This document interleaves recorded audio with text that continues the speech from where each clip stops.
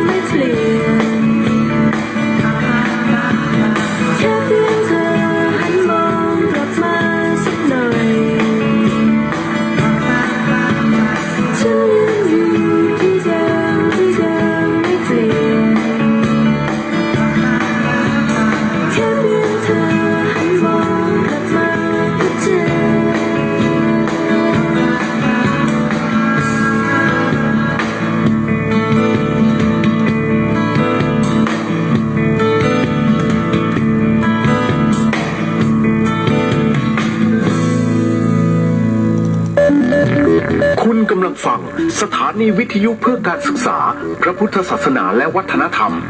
FM 104.5 เมกะเฮิรตซ์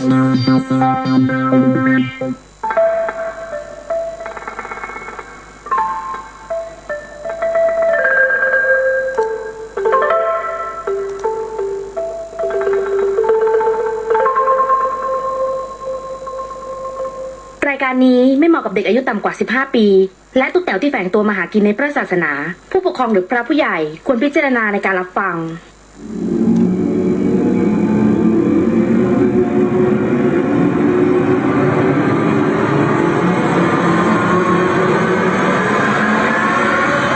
เด็กเฮียน